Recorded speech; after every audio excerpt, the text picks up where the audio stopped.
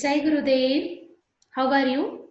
Fine. Welcome back to Bhagavad Gita chanting. Sit comfortably. Close your eyes. Yes. Chant Om for 3 times. Om. Om. Om.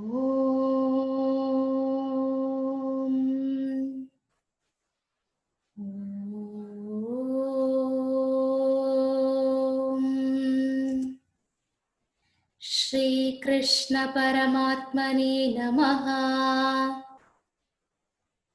Shrimad Bhagavad Gita Arjuna Vishada Yogaha. Yes, we practiced 1 to 6 shlokas. We will start shloka number 7. Observe my pronunciation and you have to repeat after me. Asmakam tu vishishtaye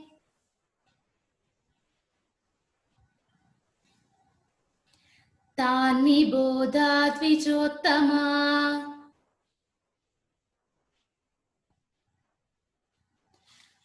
Asmakam tu vishishtaye Tani bodhat vichottama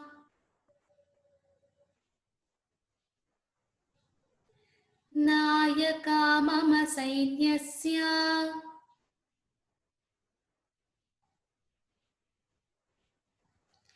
Sangnartam tan bravimite Nayaka mama sainyasya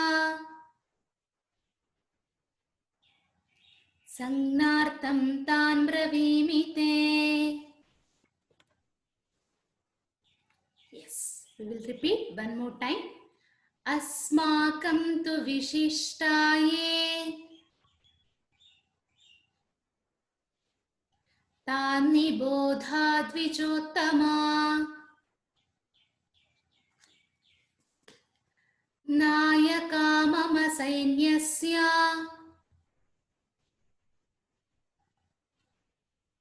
Sangnartam tan bravimite.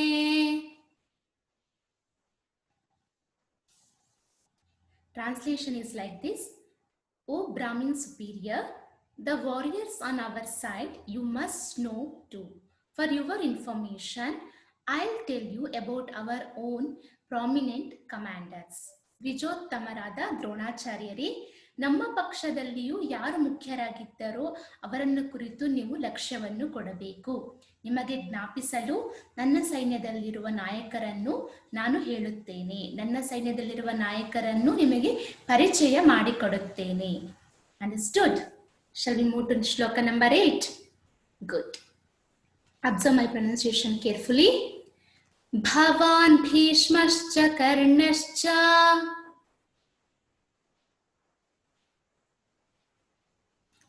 Krupascha Samitinjayaha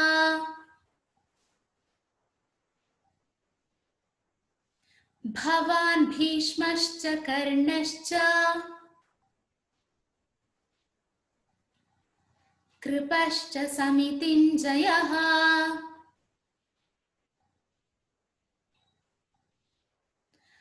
Ashwathama Vikarnascha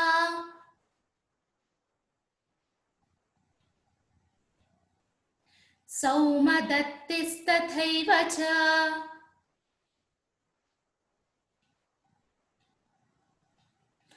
Ashwathama Vikarnascha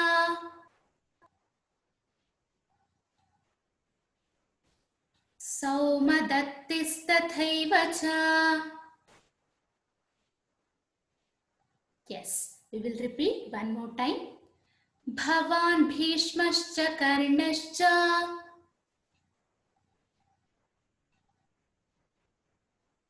Kripascha Samitinjayaha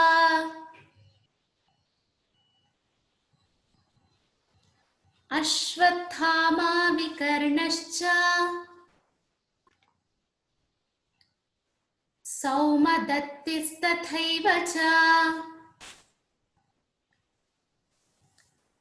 Translation like this. One of them is your good self. Besides, we have grand man Bhishma, Karna, Kripacharya, Ashwathama, Vikarna, Bhurishrava, the son of Somadatta. ದ್ರೋಣಾಚಾರ್ಯರಾದ ನೀವು ಮತ್ತು ಪಿತಾಮಹರಾದ ಭೀಷ್ಮರು, ಕರ್ಣನು, ಸಂಗ್ರಾಮ ವಿಜಯಿ ಕೃಪಾಚಾರ್ಯರು, ಹಾಗೆಯೇ ಅಶ್ವತ್ಥಾಮ, ವಿಕರ್ಣ ಮತ್ತು ಸೋಮದತ್ತನ ಮಗನಾದ ಭೂರಿಶ್ರವನು ಸಹ ನಮ್ಮ ಜೊತೆ ಇದ್ದಾನೆ. ಅಂಡರ್ಸ್ಟುಡ್? ಎಸ್. ನೆಕ್ಸ್ಟ್ ಶ್ಲೋಕ ನಂಬರ್ 9. ಅನ್ಯೇ ಚ ಬಹವಃ ಶೂರಾಃ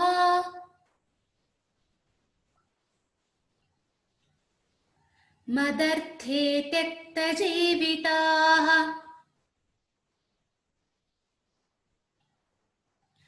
ಅನ್ಯೇ ಚ ಬಹವಃ ಶೂರಾಃ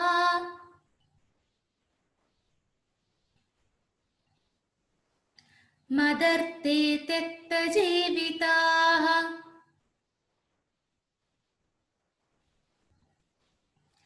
ನಾನಾಶಾಸ್ತ್ರಪ್ರಹರಣಾಃ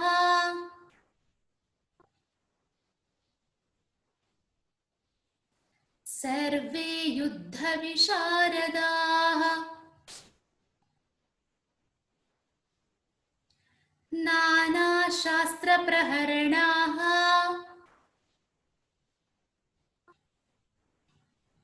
ಸರ್ವೇ ಯುದ್ಧವಿಶಾರದಾಃ.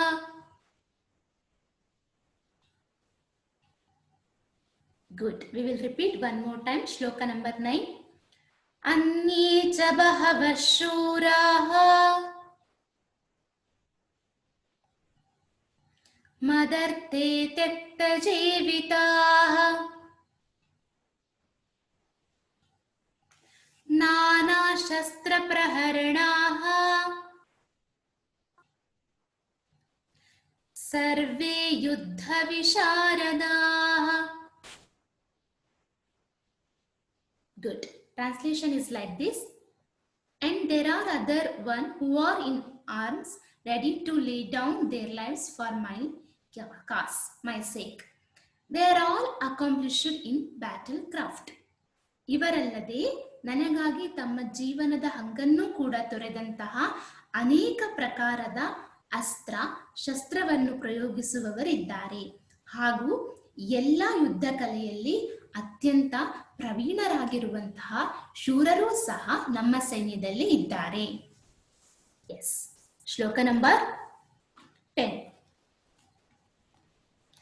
ಅಪರ್ಯಾಪ್ತಂ ತದಸ್ಮಾಕಂ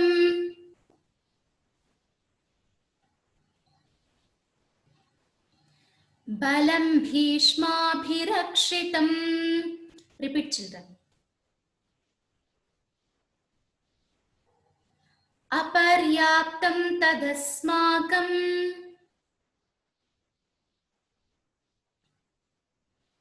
ಬಲಂ ಭೀಷ್ಮಾಭಿರಕ್ಷಿತಂ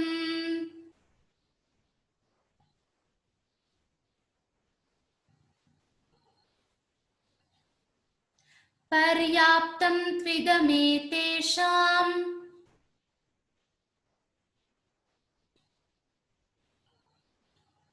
ಬಲಂ ಭೀಮಾಭಿರಕ್ಷಿತಂ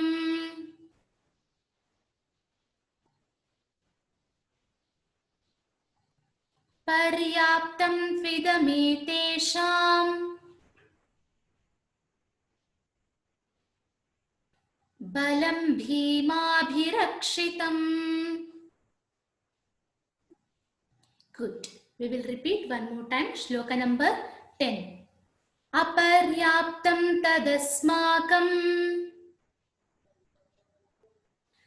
ಬಲಂ ಭೀಷ್ಮಾಭಿರಕ್ಷಿತಂ ಪರ್ಯಾಪ್ತಂ ತ್ವಿದಮೇತೇಷಾಂ ಬಲಂ ಭೀಮಾಭಿರಕ್ಷಿತಂ. Translation is like this. Our army defined by Bhishma is sufficient but the army of their defined by Bhima is also sufficient. ದ್ರೋಣಾಚಾರ್ಯರು ಸುಮ್ಮನೆ ಇರ್ತಾರೆ. ಅದನ್ನು ನೋಡಿ ದುರ್ಯೋಧನನ ಮನಸ್ಸಿನಲ್ಲಿ ಈ ತರ ವಿಚಾರ ಬರುತ್ತೆ. ವಾಸ್ತವವಾಗಿ ನಮ್ಮ ಸೇನೆ ಪಾಂಡವರ ಮೇಲೆ ವಿಜಯ ಸಾಧಿಸೋದು ತುಂಬಾ ಕಷ್ಟ. ಅವ್ರು ಯಾರು ಸಮರ್ಥರಾಗಿಲ್ಲ, ಅಸಮರ್ಥರಾಗಿದ್ದಾರೆ.